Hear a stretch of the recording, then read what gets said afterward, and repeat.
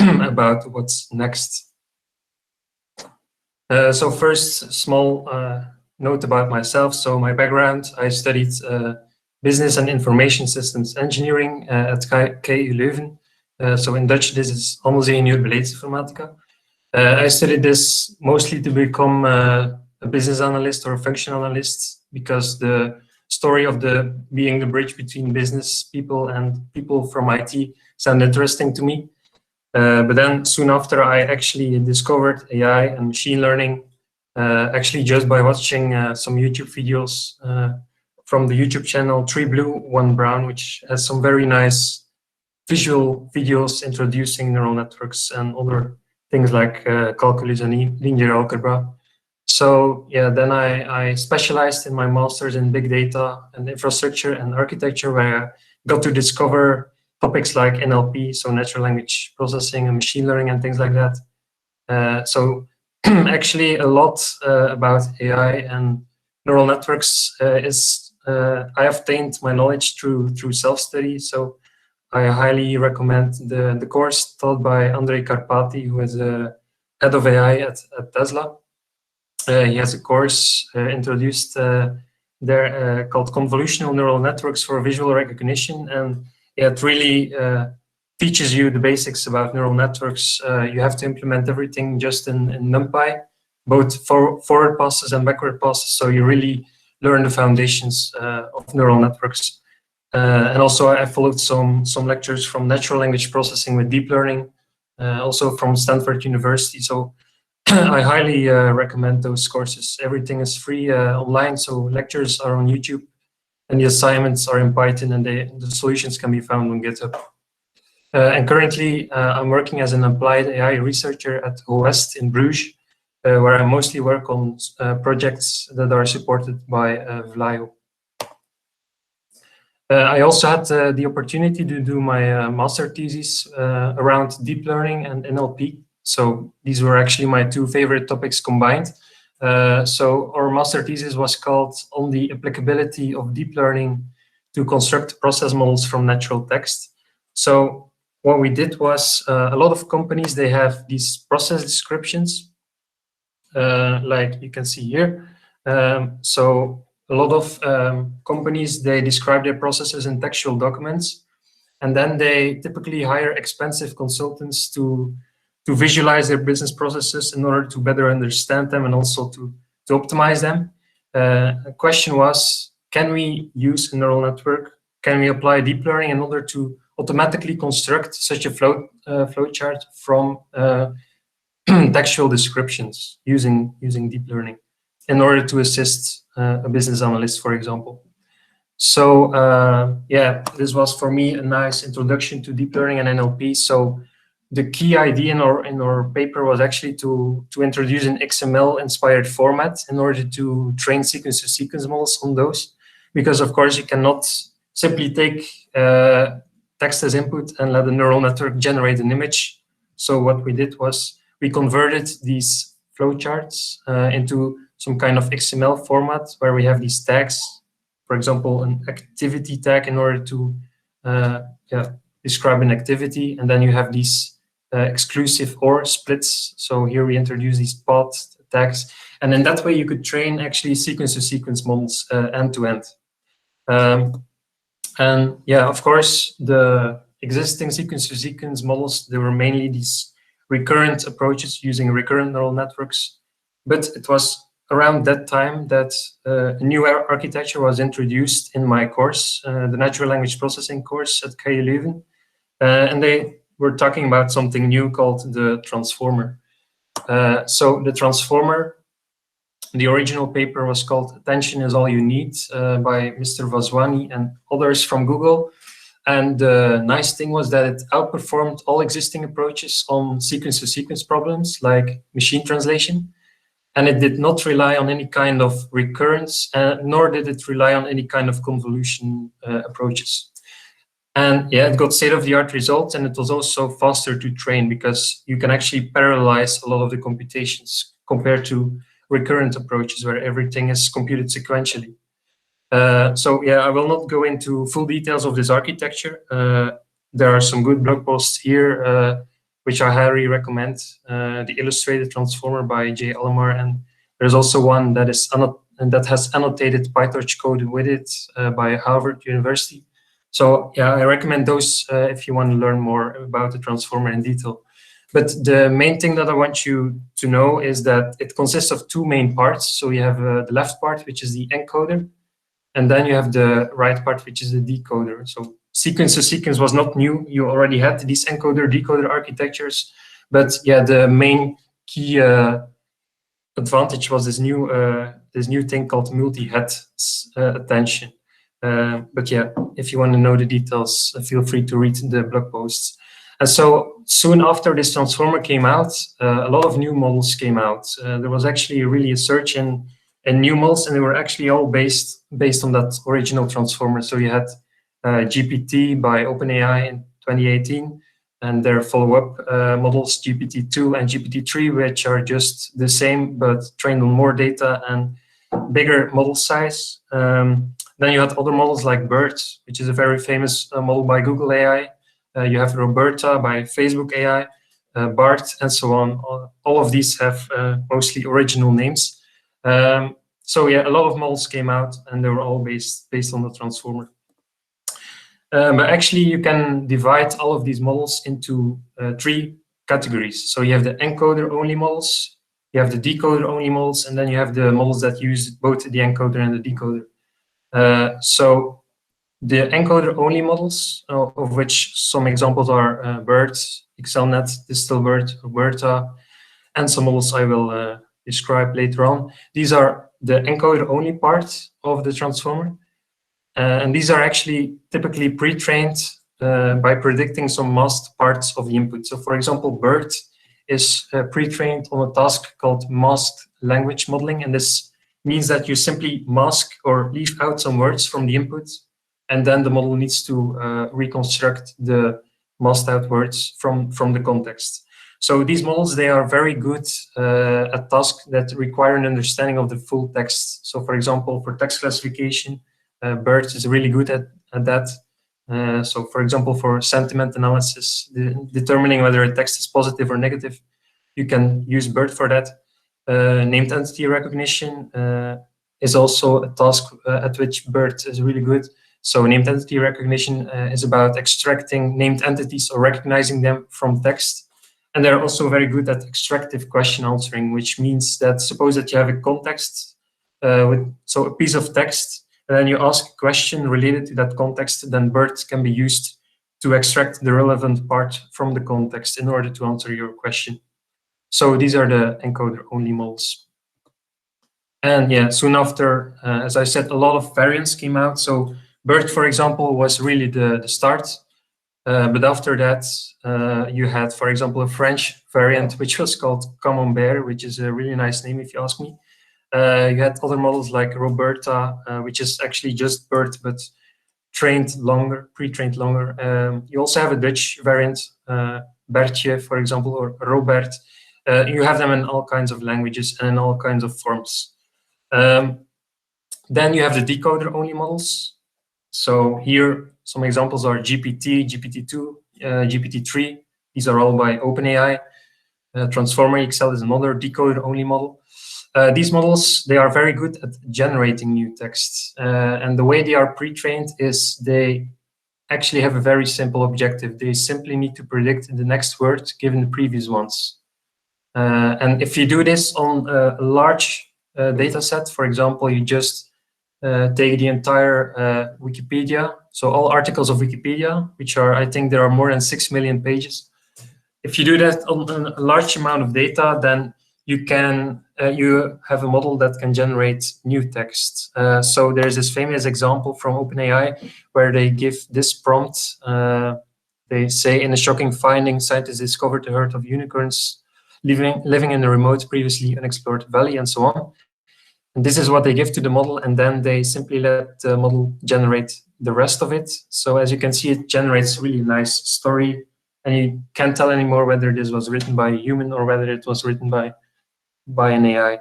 But of course, these models are not perfect yet. They lack common sense mostly, but still it's impressive, these generation capabilities. And so GPT-3 is then a bigger variant of that came out last year. And then you have the encoder-decoder model. So they use both the encoder and the decoder parts of the original transformer. So examples here are T5 by Google, BART by Facebook, Pegasus by also Google, I think. These models are very good at generating some text given a piece of input text. For example, if you want to use a model for text summarization, so given that you have a large piece of text and you want to summarize it, then these models excel at that. Also machine translation, so the original transformer was very good at that. Well, you can use these models still for performing machine translation, and there are other tasks like SQL generation. So given a sentence in natural language, it can generate SQL, the corresponding SQL code for you. So here is an example of BART, which is a sequence-to-sequence transformer. So you give a large amount of text as input, and it generates a nice summary from it. But actually, of all of these models that came out after the transformer, there was one that really stood out, and that was BERT. BERT came out by Google, 2018. So the way BERT works, so it's an encoder-only transformer, and it actually works in 2 steps. Well, a lot of these models, especially the encoder-only ones, they work in these 2 steps. So you first have the pre-training step, where you just pre-train your BERT model on a large amount of data in a self-supervised way. So it gets a very simple objective, simply predicting the masked words. So you simply leave out some words, and then you ask BERT, please reconstruct the words for me. So you do this on a large amount of data, and on large, you need a lot of compute for that. They are typically trained for multiple days or even weeks. And then once you have that, you really have a model that really has a lot of knowledge about language in general. And then you can simply fine-tune it on a task of interest. So for example, suppose that you want to build a text classifier that can classify labeled emails. For example, a spam classifier that can classify whether an email is spam or not spam. You need to collect a labeled data set where you collect some emails, you label them with either spam or not spam. And then what you do is you simply place a linear layer or a neural network on top of BERT, and then you simply fine-tune it all together on your labeled data set. And yeah, this whole idea is called transfer learning, because we are transferring the knowledge from that pre-trained model to our labeled data set, to our task of interest. And so thanks to this, you only need to collect maybe 100 labeled examples, and you already get nice performance. So this is really better than training from scratch. So this BERT model came out, but there was a disadvantage. It only came out in TensorFlow, and TensorFlow, it was in TensorFlow 1, but a lot of people in the AI community, they were working with PyTorch, and that's where I come to HuggingFace. So HuggingFace was actually the first to have the idea to implement BERT in PyTorch and make it available for everyone with a very easy to use API. So Thomas Wolf, which is a guy from HuggingFace, he had the idea to convert BERT into its PyTorch version and have a very simple API in order to make this model accessible for anyone to use, and in order for them to fine-tune it on a custom data set. And that's actually how the HuggingFace started. Well, actually, it already existed before that. So it's a company based in New York and Paris. They actually started with conversational AI. So they had a chatbot app. I think it had more than 3 million users. So they already had experience with NLP. But then, once they implemented BERT in PyTorch, so initially the repository on GitHub was called PyTorch Pre-trained BERT. After that, they started more and more working on open source libraries and open science. So really, the mission of HuggingFace is just to not only develop and open source all their tools, but also to democratize AI as much as possible in order for people to use these models and have the benefit of transfer learning. This was when HuggingFace released their chatbot app, I think 4 years ago now. And then, yeah, once they start working on these open source libraries, which I will talk about in a bit, they already raised quite a lot of money. So they raised $50 million in their first Series A, and $14 million now this year in their Series B. So here's an overview of the most important projects that you can find on GitHub. So as you can see, their slogan is solving NLP one commit at a time. Because of course, a lot of Hugging Face's work relies on Git, where everything works with commits, of course. So the biggest project is Transformers, which nearly has 50K GitHub stars. But there are other projects like datasets, tokenizers, and Accelerate, which is a new project, which I also will describe in a bit. And so Hugging Face Transformers is really the most important thing, most important project by Hugging Face. So there they provide easy access to all of these state-of-the-art models, and they're all based on the transformer. So actually the name of the repository was first just PyTorch pre-trained BERT because it only included BERT.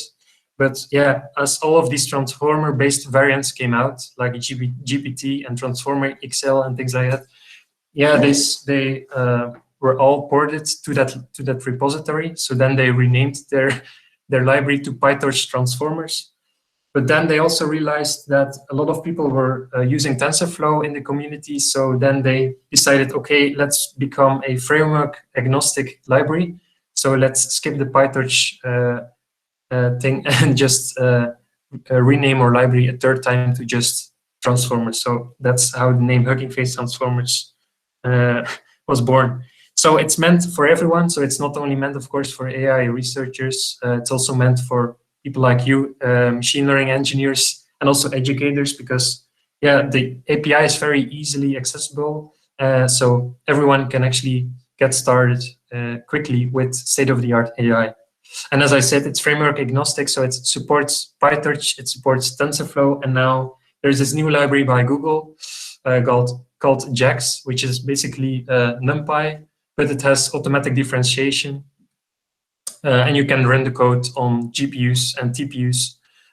So yeah, a lot of the models recently in Hugging Face, they are also being implemented in Flex, which is a high-level neural network library on top of JAX. So then you can make, then you have the benefit of TPUs, which are even more powerful than GPUs. So yeah, it does not have already more than 50K GitHub stars, but it will not last. So here you can see the API for the model. So currently there are more than 60 plus transformer-based variants in the library. And so it all started with BERT, and here you can see the API, which is very similar if you're using PyTorch or if you're using TensorFlow. The only difference is here we're initializing a BERT model. Here we are initializing a TensorFlow BERT model. And here we have to specify the framework that we're using, so either PyTorch or TensorFlow. And then, yeah, so we initialize our tokenizer, which is the thing that you need to use to prepare your text for a model. So the tokenizer will tokenize text into smaller pieces called tokens. And then each token will be converted to an integer index. And that's actually what you provide to the model. And then the model will actually learn an embedding vector for each of these integers.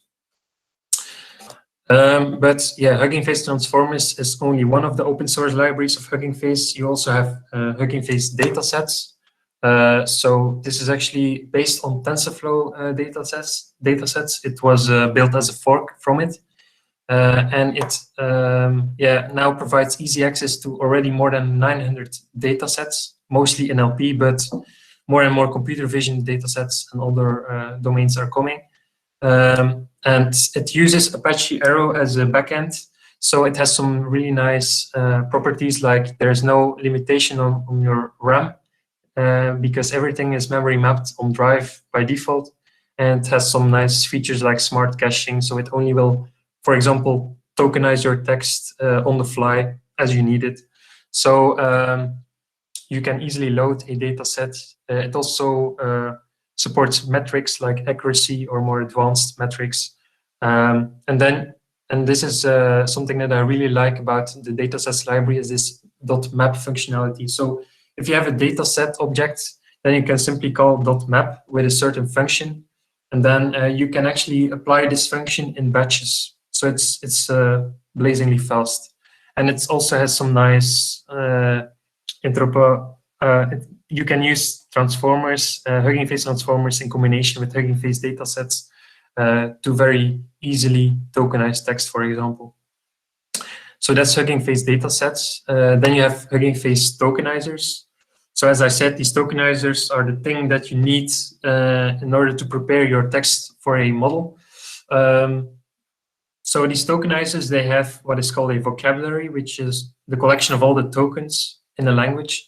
And so HuggingFace tokenizers allows you to easily train a new tokenizer on gigabytes of text in a few seconds. So it's very, very fast. This is implemented in Rust, which is a programming language that is known to be very fast.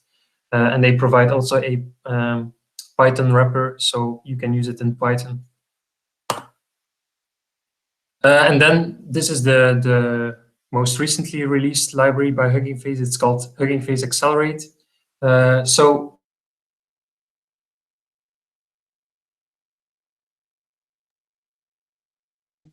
PyTorch Lightning is a frame to train a model, and you don't need to take care of device placement and all the boilerplate stuff.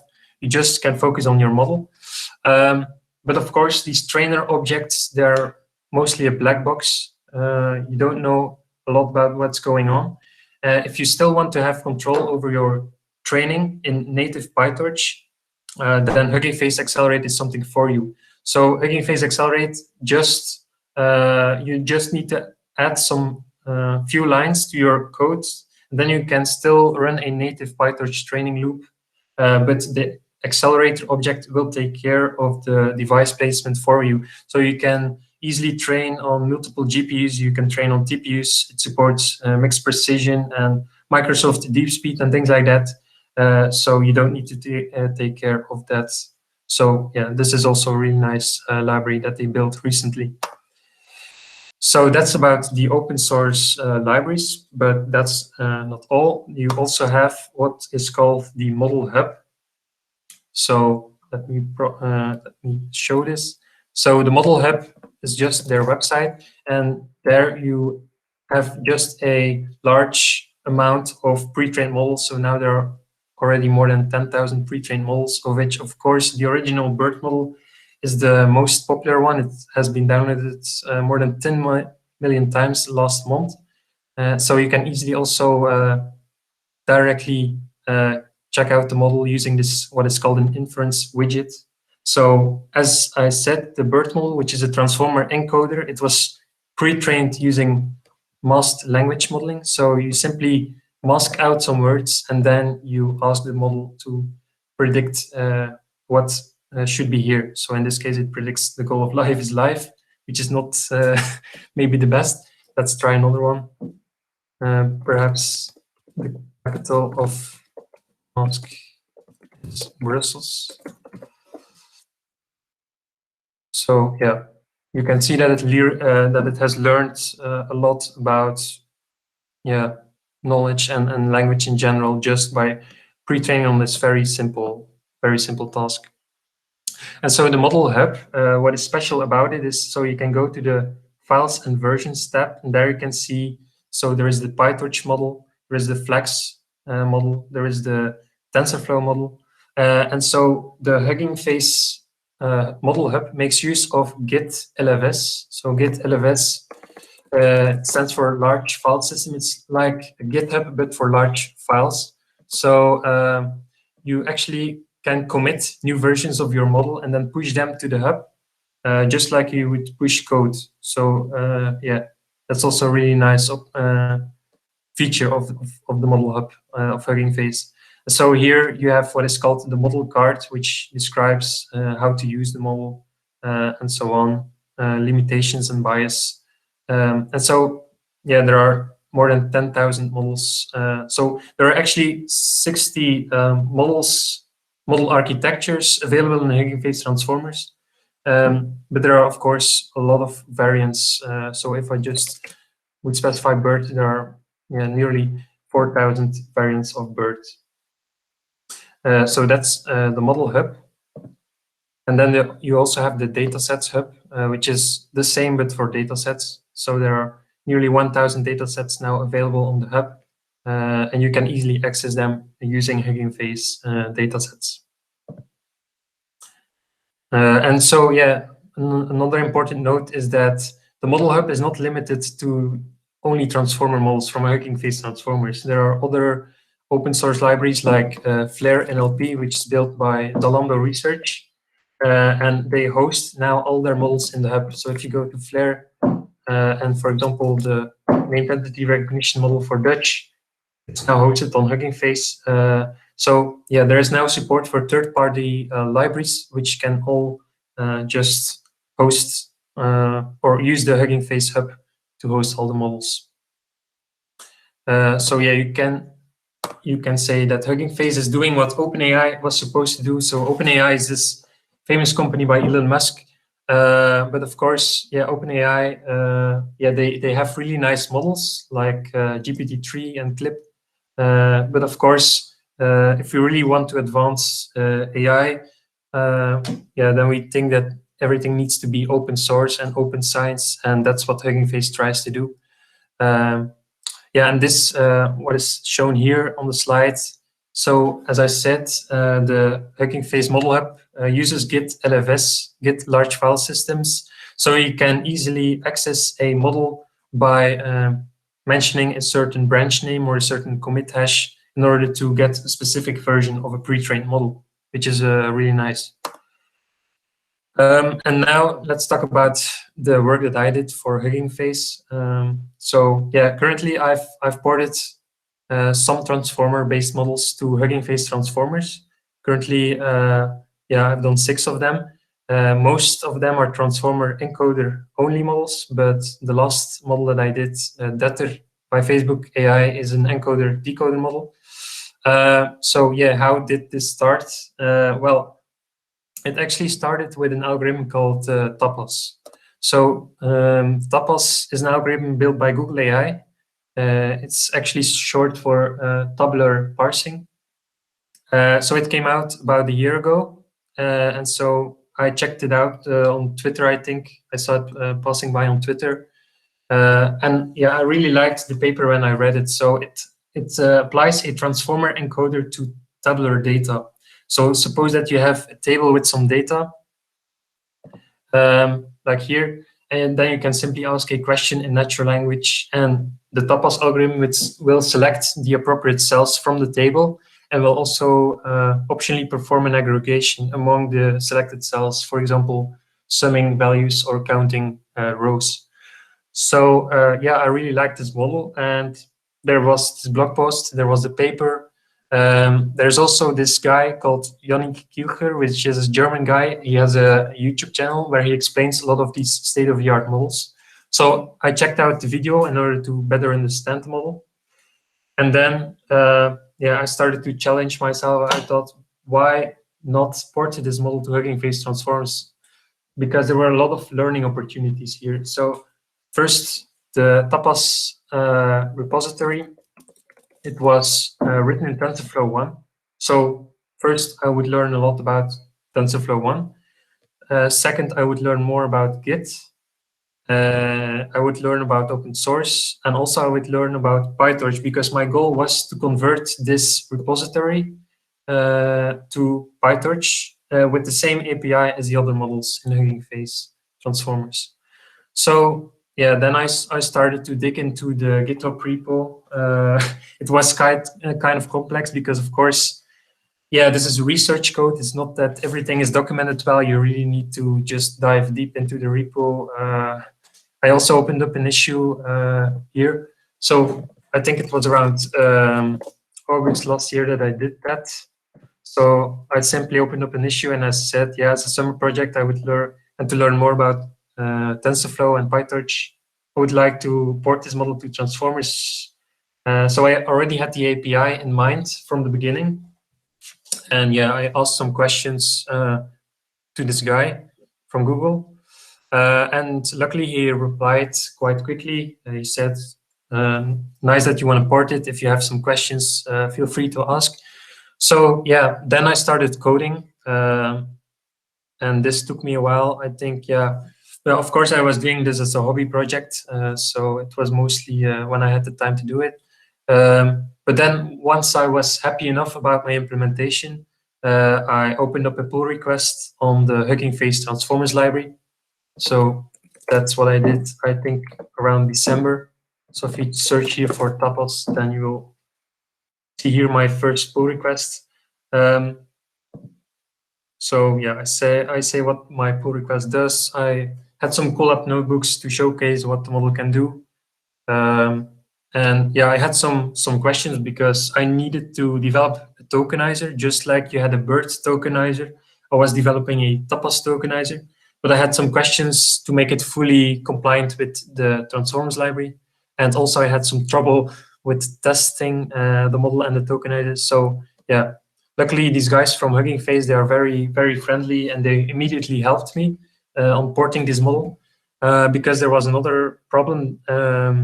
The fact that, yeah, in the original implementation, the model makes use of operations on segmented tensors. Like in TensorFlow, you have these operations on segmented tensors. I'm not sure if I will find it. Yeah, like segment sum and things like that. But the problem was these operations, they are not supported in PyTorch by default.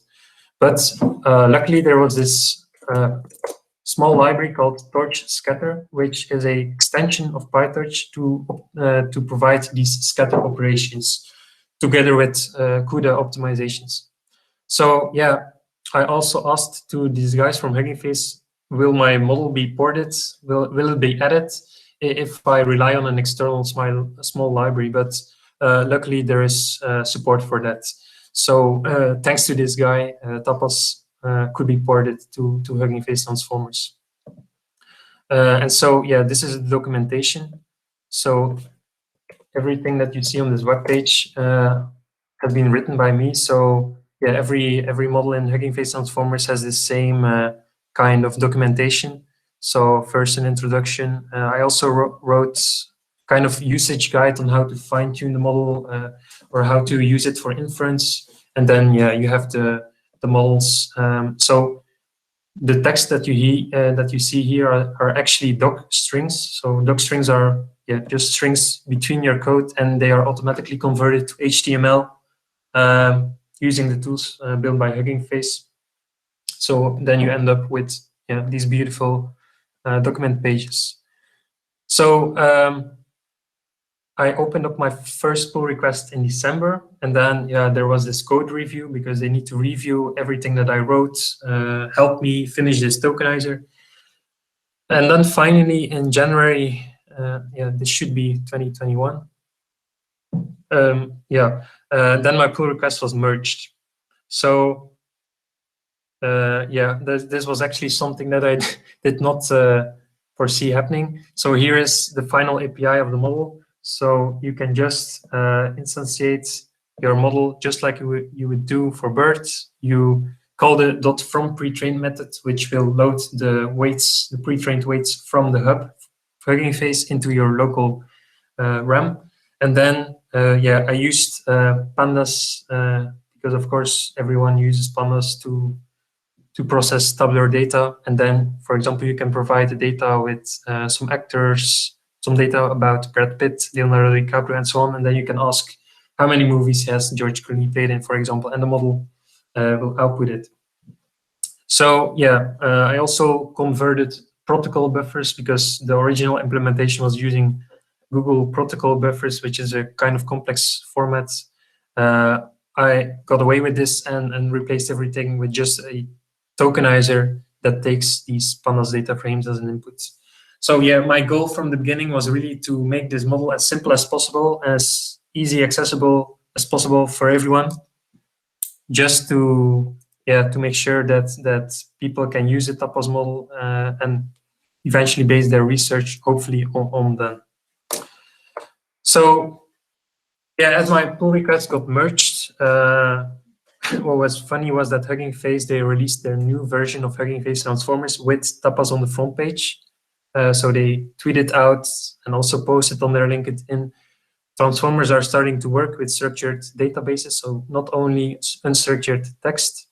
And so the cool thing is they also built a inference widget for TAPAS. So if you go to Google TAPAS, I will first set my team back to system because the Google TAPAS inference widget does not support dark mode yet.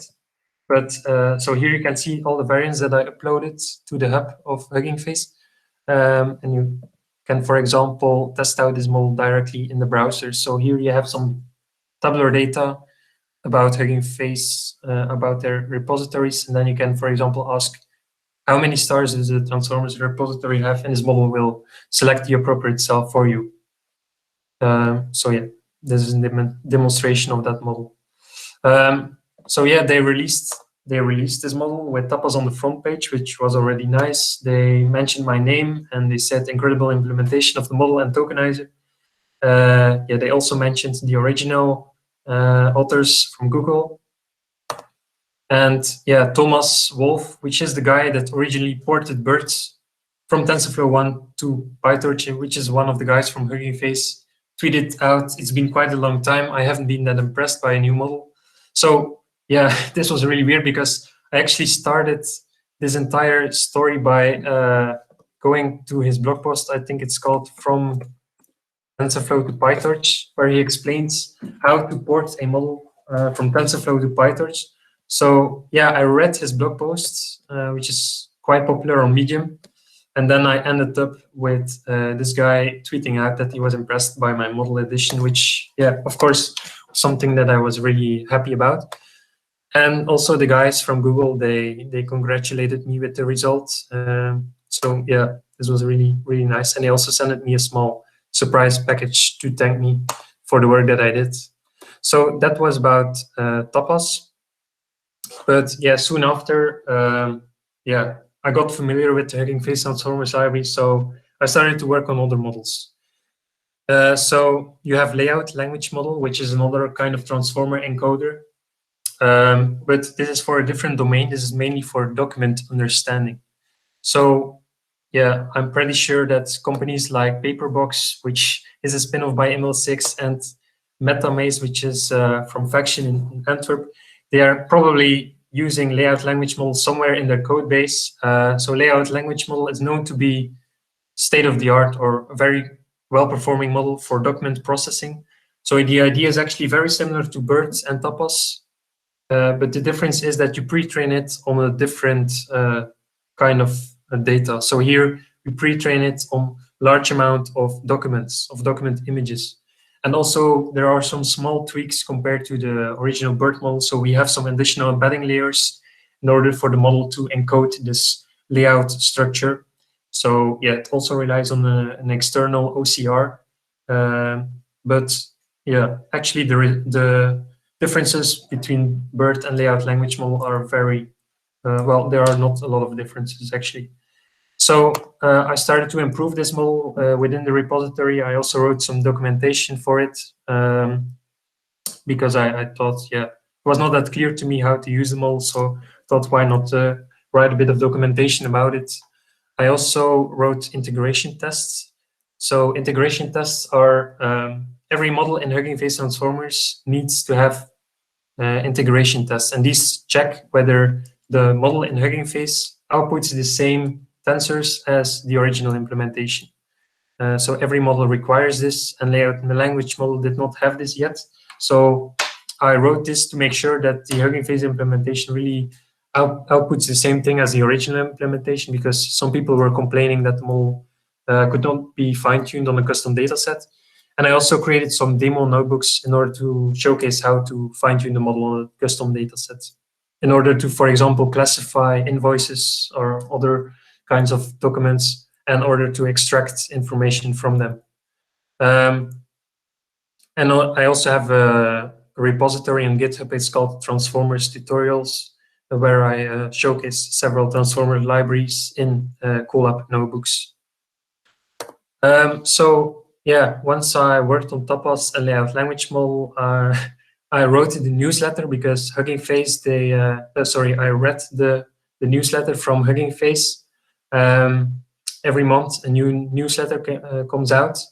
And yeah, after porting TAPAS and improving layout language model, I was the top contributor, which was really nice, of course.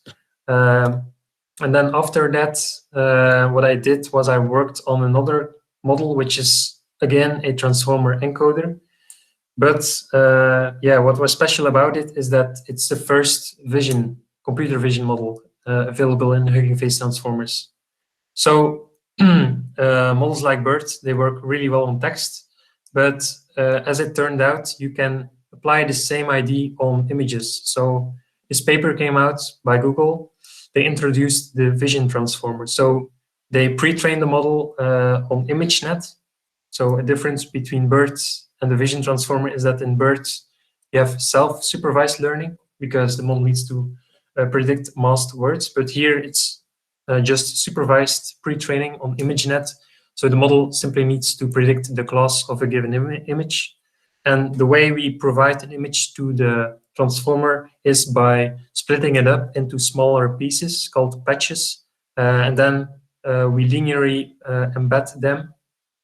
And then we add position embeddings because the attention mechanism within the transformer does not know anything about positional information. So that's why we need to add those position embeddings to the input. And then we feed that to a regular transformer encoder and we train it on ImageNet. And yeah, we get really nice results. So as I saw that this model came out, I thought, yeah, why not port it again to HuggingFace Transformers in order to make it available for everyone? So that's what I did. And after that, there was also a paper by Facebook AI called DATE, or Data Efficient Image Transformers. It's actually a more efficiently trained vision transformer using a clever approach. They use a distillation token and they actually learn from a pre-trained teacher model. So as you can see on the figure on the right, the DATE model is actually better than EfficientNet, which is a familiar convolutional architecture. And it's also way better than the original vision transformer, which are the blue dots in the figure. So I also ported those two models to the Transformers library. So they then released the new version 4.6.0, where they released the first vision models. So not only vision transformer and data efficient image transformers, but also CLIP by OpenAI. And again, they have this nice inference widget. So if you go to their website and you go to one of the vision transformer checkpoints on the hub, like this one, you can actually drag an image here and then it will classify it into one of the 1000 ImageNet classes. And as you can see, it has been downloaded already more than 25,000 times last month. And yeah, there are several variants, as you can see. So this one, for example, has been pre-trained on ImageNet 21K, which is an even bigger data set and has 21K classes. So yeah, that was the vision transformer. And yeah, they again mentioned my name on their social media, which was nice. And they also showed my demo notebook that I made that showcases how to fine-tune the vision transformer on CFAR10, which is a toy data set for computer vision. And yeah, some very nice properties emerge from these vision transformers, which are not seen in convolutional neural networks. So there's this paper by Facebook AI, which came out this year called Dino. It's a self-supervised method. And what is special is that if you train a vision transformer with this self-supervised method, then it turns out that the last layers of this transformer, they actually perform object segmentation. So here you see a visualization of these attention heads. Yeah. For that, you need, of course, to understand the self-attention mechanism, for which I referred to the blog post. But if you visualize them, you can see that this model despite the fact that it was not trained explicitly on object segmentation, it still does it by itself. So these are really nice properties that are not seen in convolutional neural networks. So yeah, this transformer architecture is really, really powerful, and there are some really nice results from them. Then another model that I ported was Luke. This was actually a paper, I read it on ArcSci, I think. It's actually, again, a transformer encoder, but it was pre-trained not just on masked language modeling. It was pre-trained on by masking out entities. So for example, if you have a sentence like, Beyonce lives in Los Angeles, then we mask out an entity, for example, Los Angeles, and then the model needs to reconstruct that. So if you pre-train this on a large amount of data, for example, Wikipedia, then you get a model that is very powerful at tasks that involve reasoning about entities. So you can use this model, for example, to perform named entity recognition, which is obvious, but also, for example, relation classification. So if you have a sentence with two entities and you want to classify the relationship between them, then Luke is a very good, well-performing model. So this model was actually from a guy who works as a research scientist in Tokyo. But yeah, again, same story as TAPAS. I just opened up an issue on his original repo on GitHub. And then actually I guided him through the process of adding a model. In the end, it was my pull request who got merged, but actually it was mostly his work, and I guided him mostly through the process of adding a new model. And then this is the model that was added to HuggingFace Transformers last week. So this is the last thing that I did. It's DETR, which is actually the first transformer model that works really well on object detection. So yeah, as I said, transformers, you can basically use them for any task. So they also work well on object detection. And yeah, it still relies on the convolutional neural network. So first, a convolutional neural network is used as a backbone to get some good image features. And then you use a transformer encoder decoder in order to detect the objects in an image. And the model is trained using a very clever loss function called bipartite matching. Again, I refer to the Yannick Kielger video YouTube channel. He explains it very well. I also used it in order to understand how the model works. So yeah, this was my last edition. So this was last week. Transformers version 4.7 was released. And yeah, again, they mentioned my name, for which I'm thankful. And yeah, what I also did was, so the original implementation used torch vision as a backbone for these ResNet backbones, but I actually replaced it by TIM, which is a repository stands for PyTorch image models. It's actually a collection of a lot of state-of-the-art image classification models, such as EfficientNet. So as I replaced Torch Vision by this library, you can actually plug in any backbone that you want instead of the original ResNet backbones. And yeah, this was really special when I read it. So what was special was that Jan LeCun, which is seen as a legend in AI because of his work that he did. He was already working with neural networks in the 80s and the 90s. He's actually the inventor of convolutional neural networks. He tweeted out, well, he retweeted the post about HuggingFace. He also liked my tweets. So yeah, this guy really is a legend in AI. Together with Joshua Bengio and Jeff Hinton, they received the Turing Award in 2018, which is seen as a kind of Nobel Prize in computer science. So yeah, it means a lot that these people tweet out things that I did not make, of course, the DETR model myself, but still I ported it to HuggingFace Transformers in order to make it available for everyone. So yeah, here I've written a brief outline of what it takes in order to add a model to HuggingFace Transformers. Of course, there are more details, but these are the main steps. So first thing that you need to do is you need to understand the model really well, of course. So you can do this by reading the paper or reading some blog posts if there are, watching YouTube videos. There are, of course, other good YouTube channels besides Janneke Kielger, but still. And then what I typically do is fork the original repository in order to better understand the implementation.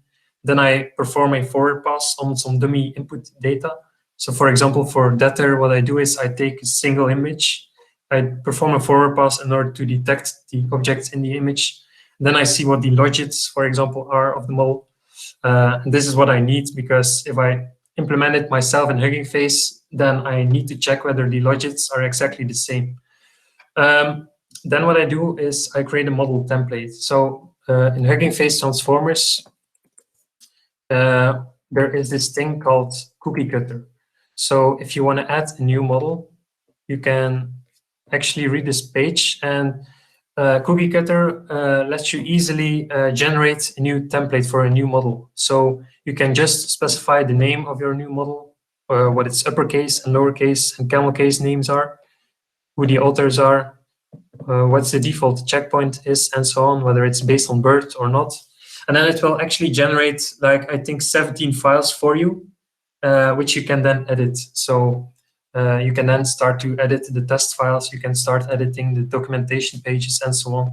But of course, this cookie cutter is really handy in order to quickly get started with a new model. Then step 5 is implementing the model itself. So this is, of course, the hard work. So typically, models in HuggingFace Transformers, they always have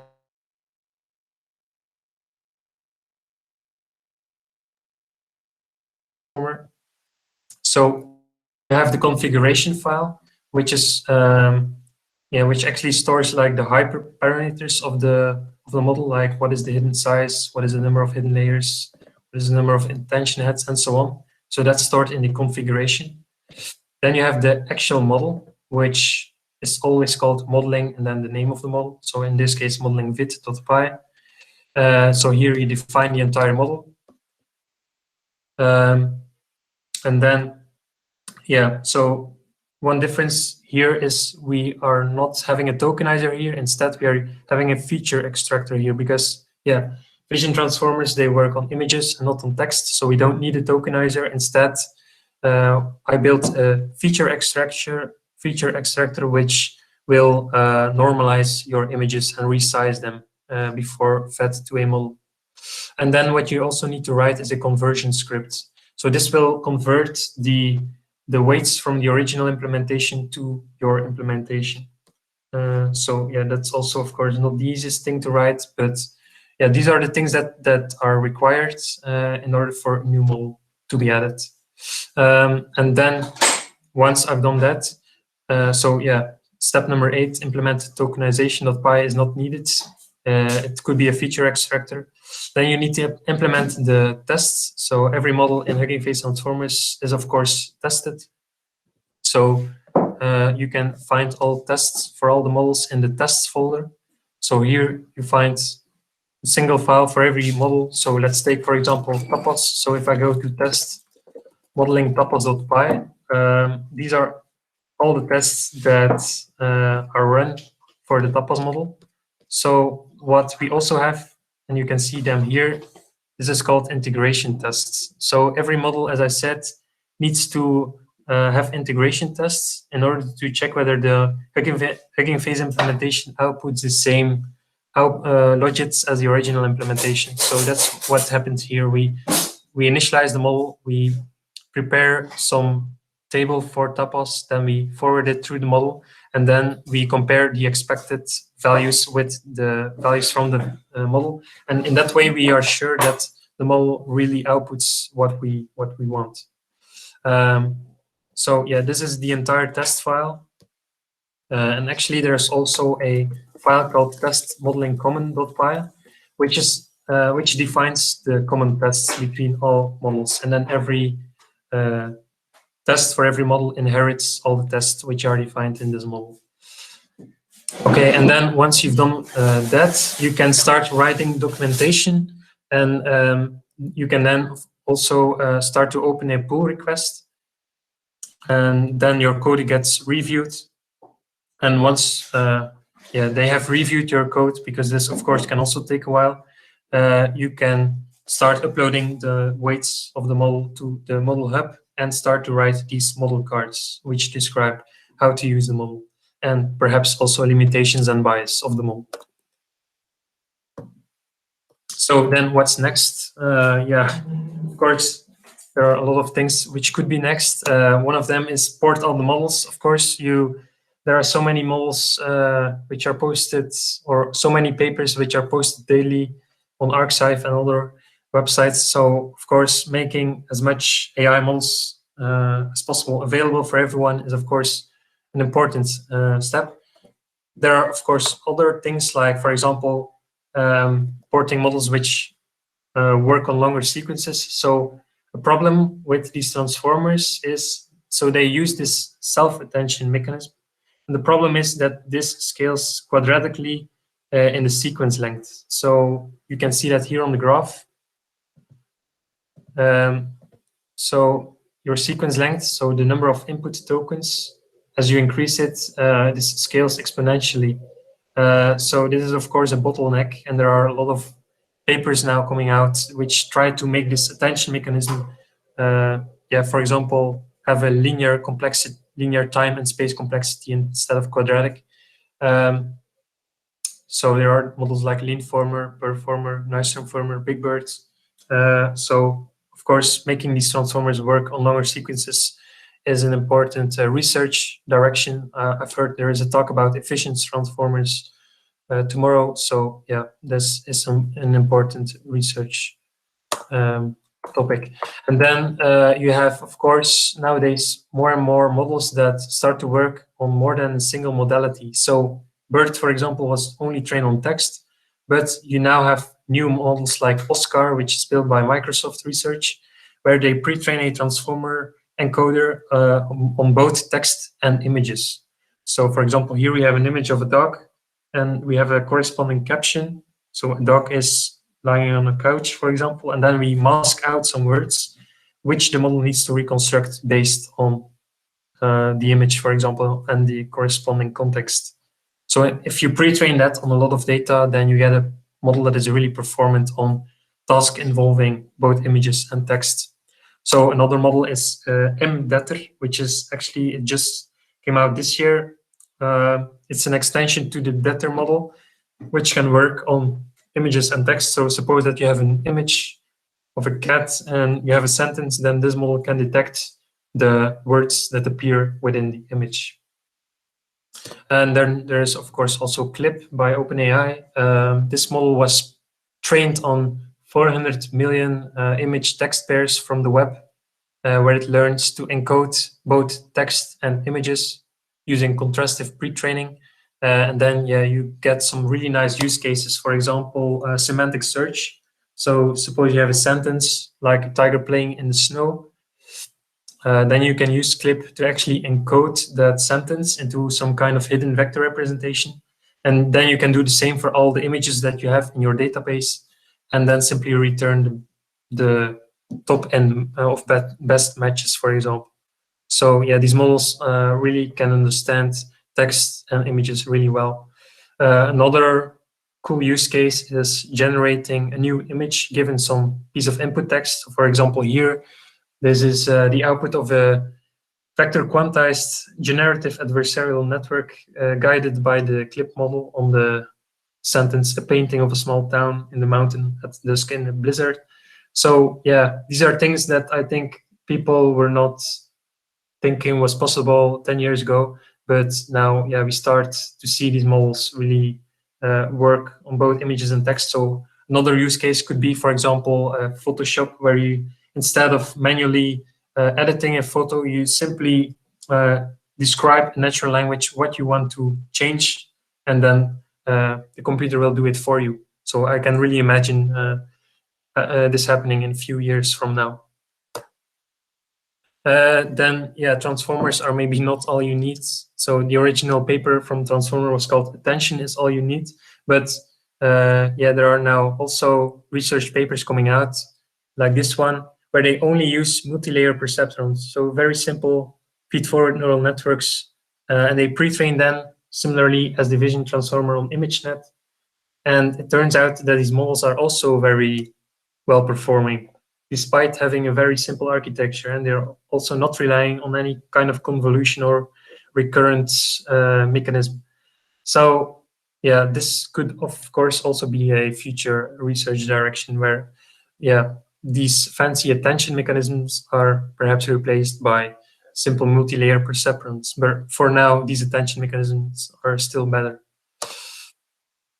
So yeah, one question you could ask is, why are these transformer architectures so successful? Why is this self-attention mechanism so successful? So one reason could be that the transformer architecture is very general.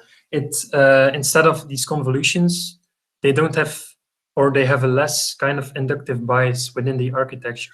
So in convolutions, what we do is we have a filter that slides over the input image because, yeah, we already know that these local features, they can be very helpful for image classification. So that's also how Jan LeCun built convolutional neural networks. So this is actually kind of inductive bias that has been engineered by humans and put into the architecture. But yeah, models like transformers and multi-layer perceptrons, they simply take a sequence of tokens as an input and they produce another sequence of tokens as an output. So these are very general, and they actually learn the inductive bias from the data. They have less kind of inductive bias already within them. So this might be a reason why transformers are so successful. And of course, scale is also very important, and model size. GPT-3 is an example of that. And yeah, what's also next for me, I'm happy to announce that I will be starting to work as an ML engineer at HuggingFace soon. So I'm really happy about that, and was also not something that I did expect when I started porting my first model. So yeah, I'm happy to announce that. So yeah, this was my talk about transformers, HuggingFace transformers, and my contributions. So thank you all for your attention. And if there are any questions, feel free to ask.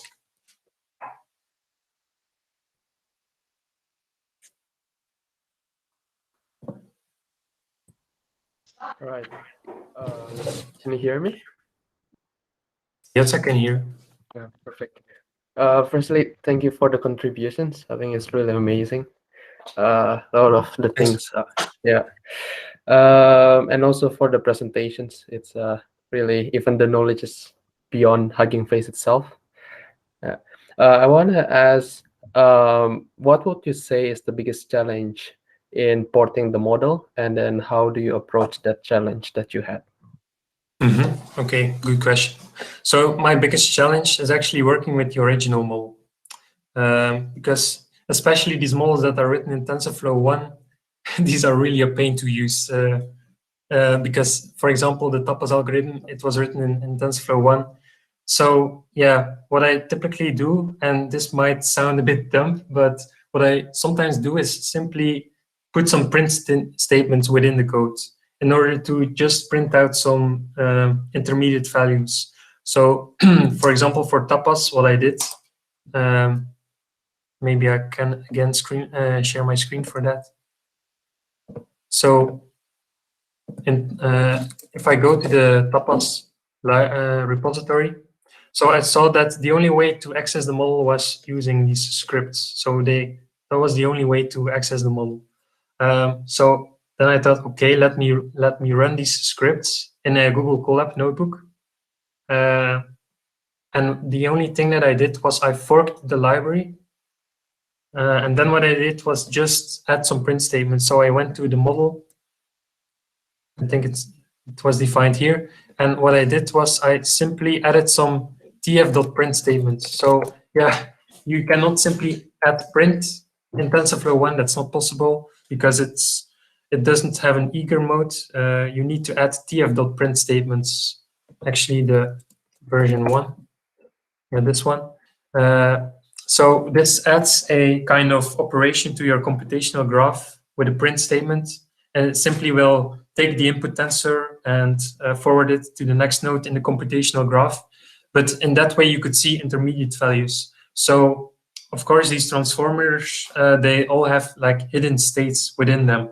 So I simply added tf.print statements within them in order to check, okay, now I've got the embedding layer, for example, and then after that, I added the tf.print statement. Then I could check on some dummy input data what the actual values for the hidden states were. And then I could compare them to my PyTorch implementation. So I also added a print statement to my implementation, to my HuggingFace version.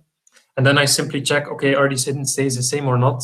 If they're not, okay, then there's a bug. Then I need to go down again in the neural network. If they are the same, okay, then I go up again in the neural network. And I go on until I get to the classification head on top, until I get the same logits as the original model. Of course, so models like TAPAS, they were written in TensorFlow 1. This is, of course, a bit more easy. For example, the DETR model by Facebook, this was written already in PyTorch. So this was a bit easier for me to debug. And also they provided really nice Colab notebooks, which let me easily already work with the model. But yeah, if it's TensorFlow 1, it could be more of a pain. Good thing now we have mostly TensorFlow 2 now. So thank you for the answer, and good luck with your future career in HuggingFace. Thanks.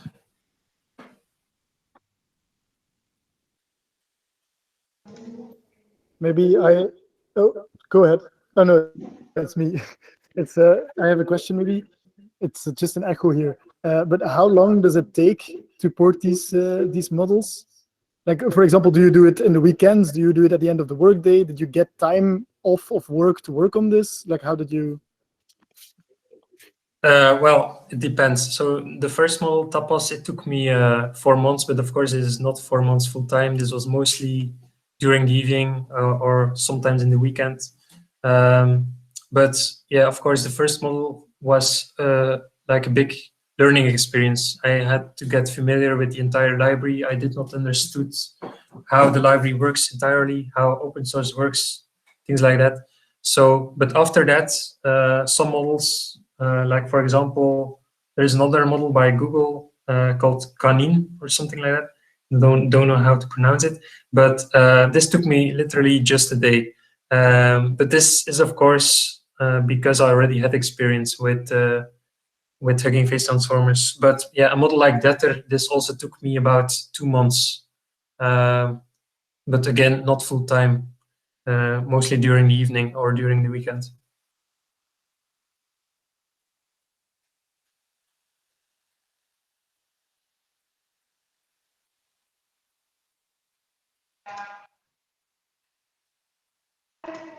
I was perhaps also curious to know, by the way, thanks again, Niels, for the awesome talk and indeed your contribution. I think it has over 100,000 downloads in total already. I was curious, because of the growing code base of HuggingFace Transformers, how do they keep it organized? They must have some like duplicate codes going here and there, bases of birth, what they had attention.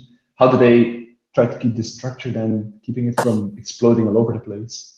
Yeah, I'm gonna again share my screen.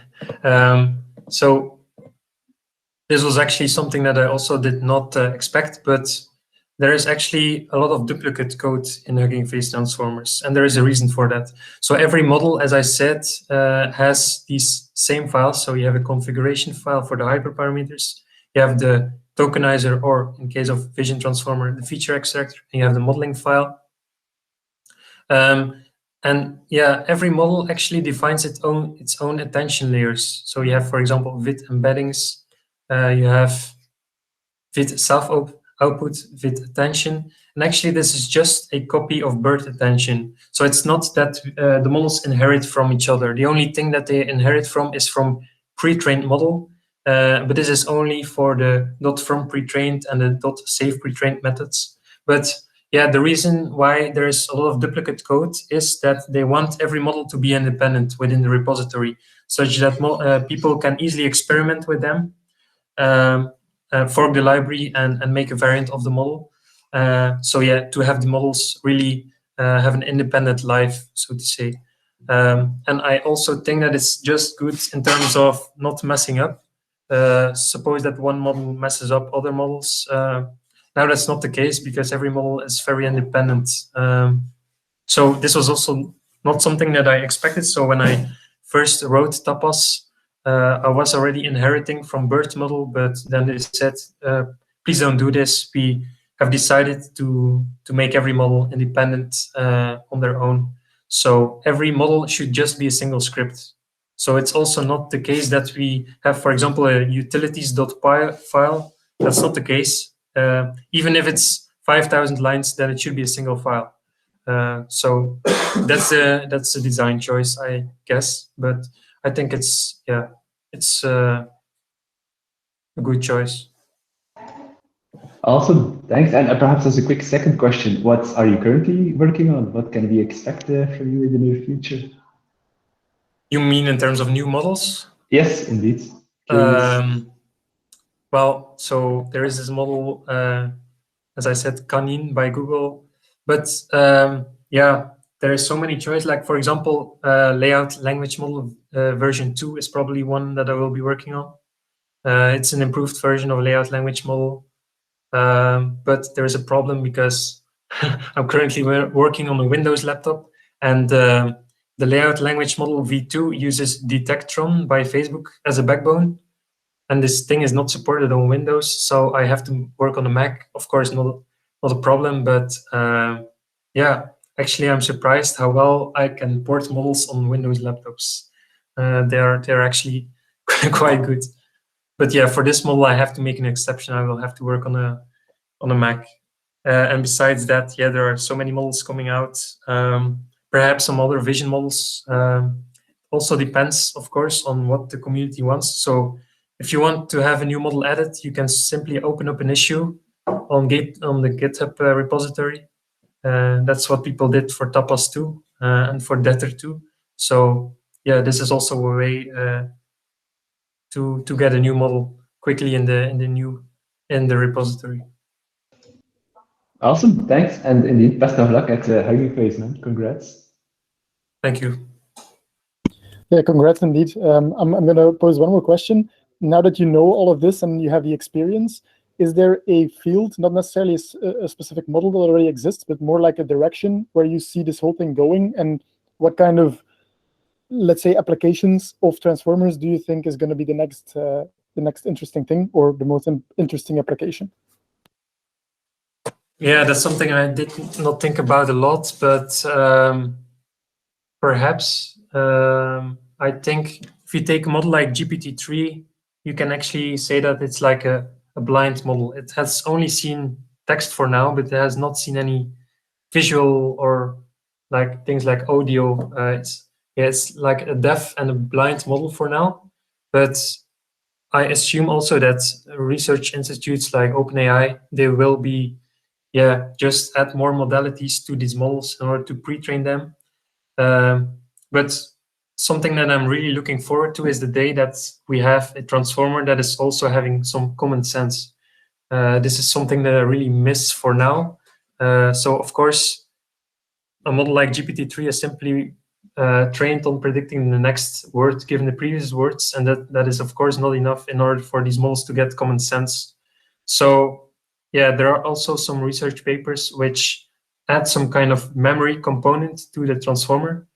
And I think something like that is needed for these models to have kind of common sense. Chatbots for now, if you ask me, they still suck. So I hope that we will have a day that these transformer models are capable of having also common sense, where they don't forget, for example, the thing that you said previously. But for now, you can very easily trick these textual models like GPT-3. Yeah, makes sense. Thank you. You're welcome.